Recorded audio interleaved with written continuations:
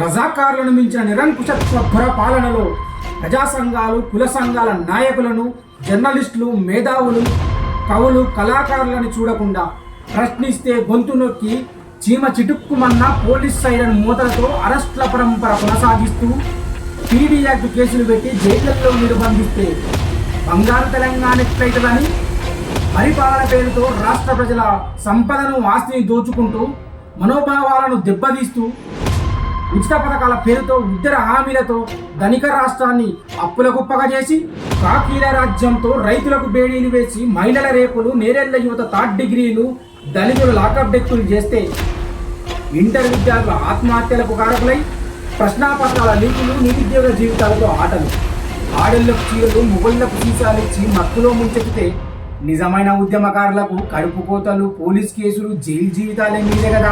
నయాన్నో భయాన్నో, అదిరిచ్చో బెదిరిచ్చో, లేసినోన్నో లెవ్వనోన్నో ముసలి మూతక అందరినీ వాళ్ళ పార్టీనే చేర్చిరి.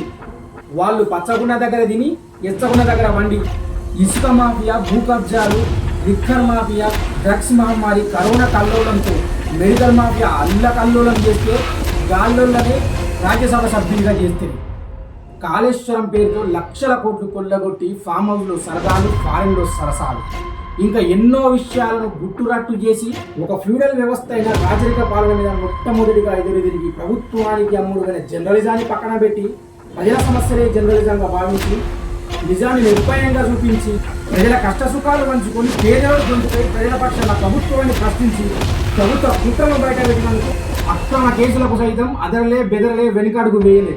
నిరుద్యోగులకు అండగా క్యూన్యూస్లో మెండుగా వార్తలు వేస్తే ఆఫీసు మీద దాడులు చేసి భయభ్రాంతులకు గురి చేసి ఆస్తి నష్టపరిచి తీర్మానం వల్ల జైలు పంపింది నిజం కాదా? ఒక్కడితో మొదలైన వ్యతిరేకత వందల యూట్యూబ్ టీవీ ఛానళ్లకు దారైంది. ఆకాశంలో ఎగురుతున్న ప్రభుత్వాన్ని నేల మీద కూల్చింది. అప్పుడు ప్రజాబంధు పేదోడి ధైర్యం మనోడు మల్లన్నాంటిది. మరి ఇప్పుడు మందోడు ఎట్లయితాడువా? మన బహుజన బిడ్డ పట్టభద్రులకు, ఉద్యోగులకు అడ్డ తీర్మానం మల్లన్న. ఇట్లు మీ చెవుల పరశురాం యాదవ్.